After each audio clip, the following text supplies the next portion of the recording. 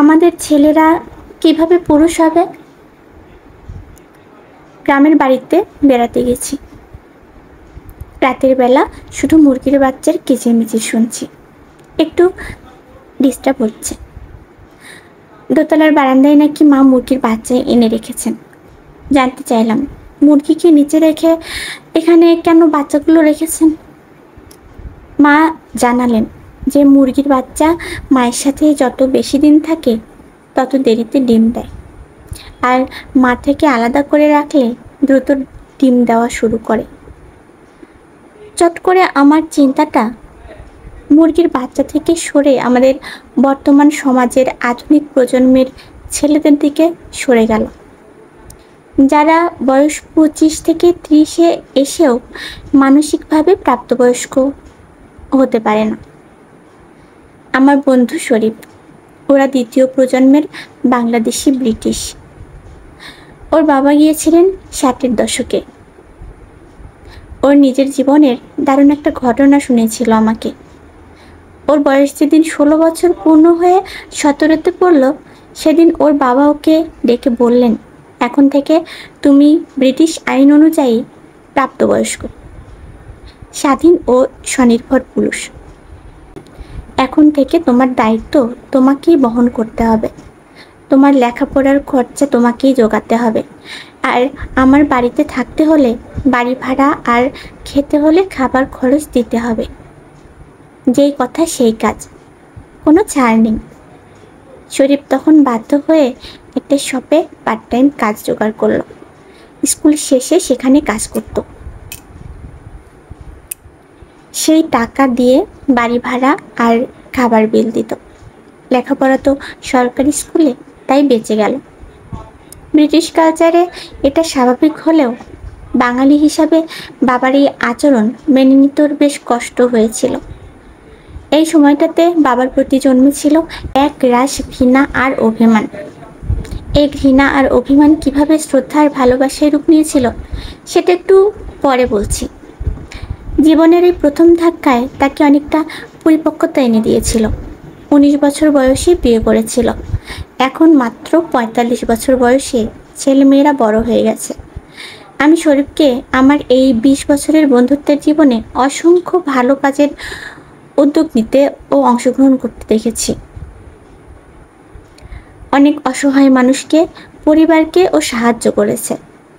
ঠিক এর বিপরীতে গেলে আমাদের সমাজে অসংখ্য মানুষ দেখতে পাবেন তারা 30-এ এসেও বালক সুলভ জীবন কাটায়। পুরুষ হয় না, কোনো দায়িত্ব নিতে সক্ষম নয়, কোনো কিছুতে স্থির নয়, কোনো লক্ষ্য পানে ধাবিত নয়, কোনো অর্জনের জন্য স্থির নয়। আমাদের অধিকাংশ মানুষকে বলতে শুনেছি ছেলে মেয়েদের জন্যই তারা খেটে মরে, বাড়িঘর বানায়। জিজ্ঞেস করলে বলে, আমরা যে কষ্টের মধ্যে দিয়ে গেছি, আমার ছেলেমেয়েরা যেন তার মধ্য দিয়ে না যায়। অধিকাংশ ক্ষেত্রেই দেখা যায় এ ধরনের চিন্তার বাবা মায়ের সন্তানরা খুবই অযোগ্য ও দায়িত্বজ্ঞানহীন হয়। যে বাবা মা তাদের জন্য খেটে মরছে, তাদের জন্য কিছু করা তো দূরের কথা, তারা নিজেদের দায়িত্ব নিতে সক্ষম হয় না। বাবা মায়ের রেখে যাওয়া সম্পত্তির উপর নির্ভরশীল হয়। সেটা ফুরিয়ে গেলে চরম সংকটে জীবনযাপন করে। আমাদের ভেতরে যারা একটু স্মার্ট এবং বাস্তবসম্মত চিন্তা করেন, তারা ভাবেন ছেলে মেয়েদের জন্য বাড়ি গাড়ি রেখে যাওয়া আমাদের দায়িত্ব নয়, তাদের শিক্ষিত করে গড়ে তোলাই আমাদের দায়িত্ব। তারা দেখা যায় উন্নত লেখাপড়ার জন্য ছেলে মেয়ের পেছনে অঢেল টাকা পয়সা ব্যয় করেন। দুনিয়ার সকল ঝুট ঝামেলা ও বাস্তবতা থেকে এমনভাবে দূরে রাখেন, ফলে তারা হয় শিক্ষিত বলদ। সত্যিকার ছেলেদেরকে পুরুষ হিসাবে গড়ে তোলার জন্য প্রয়োজনীয় পদক্ষেপ খুব কম মানুষই গ্রহণ করতে পারেন, আর এই অবধারিত ফল হলো ব্যক্তি হিসেবে, পরিবার হিসেবে, সমাজ ও জাতি হিসেবে পিছিয়ে পড়া। একটা মানুষ যদি পৃথিবীর জন্য 15-16 বছর থেকে অবদান রাখা শুরু করতে পারে, তাহলে তার অবদানের মাত্রা ও মান দুটোই অনেক বৃদ্ধি পায়। পক্ষান্তরে কথিত মাস্টার্স শেষ করে কর্পোরেট স্লেভ হতে হতে যে সময় ব্যয় হয়ে যায়, তাতে অবদান রাখার সময় যেমন হারিয়ে যায়, তেমনি অবদানের মানও আর অধিকাংশ ক্ষেত্রে ভালো হয়ে ওঠে না। আমি ড্রাইভিং শিখেছিলাম 33 বছর বয়সের দিকে। আমার এক বন্ধু তখন বলেছিল, তুমি এখন আর ফার্স্ট ক্লাস এফিশিয়েন্ট ড্রাইভার হতে পারবে না, তুমি হবে আঙ্কেল ড্রাইভার।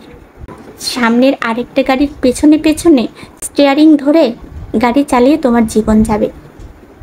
আমি খুব গভীরভাবে লক্ষ্য করলাম যে কথা খুবই সত্য। আমার পাশ দিয়ে বহু গাড়ি কাটিয়ে চলে যায়, আর আমার কাছে সামনের গাড়ির পেছনে ধরে রাখা কি নিরাপদ ও আরামদায়ক মনে হয়। তাই দেরি করে দায়িত্ব নেওয়ার ব্যাপারটা শুধু দায়িত্ব জ্ঞানহীন করে তাই নয়, দায়িত্ববোধের মান ও দায়িত্ব পালনের যোগ্যতাও হ্রাস করে ফেলে। বাবার প্রতি শরীফের ঘৃণা আর অভিমানের কথা মনে আছে? এবার বলি সেই ঘৃণা আর অভিমান কিভাবে শ্রদ্ধা আর ভালোবাসায় রূপ নিয়েছিল। বিয়ের 2 বছর পর যখন একটা ব্যবসা দাঁড় করানোর জন্য ভালো অঙ্কের একটা নগদ অর্থ দরকার হলো, তখন সেই কঠোর বাবা তার হাতে পাউন্ডের একটা বান্ডিল ধরিয়ে দিয়ে বলেছিলেন, এটা বাড়ি ভাড়া আর খাওয়ার খরচ হিসাবে দেয়া তোমার সেই অর্থ, তোমার এরকম প্রয়োজনের সময় দেওয়ার জন্য জমা করে রেখেছিলাম। জীবনে কোনো এক সময় যদিও বাবার প্রতি শরীফের ঘৃণা জন্মেছিল, কিন্তু এখন বাবার সেই কঠোরতাটুকুকে সে তার জীবনের অমূল্য সম্বল মনে করে এবং বাবাকে নিয়ে সে আজ সত্যিকারের গর্ব অনুভব করে। সেই মুরগির গল্পে ফিরে আসুন। মুরগির বাচ্চা যেমন মায়ের ডানার নিচে থাকলে ডিম দেবে না, তেমনি আপনার ছেলেকে যতদিন ডানার নিচে রাখবেন সে দায়িত্বশীল হবে না। এটা সৃষ্টির প্রকৃতির মধ্যে দেয়া স্রষ্টার অমোঘ নিয়ম।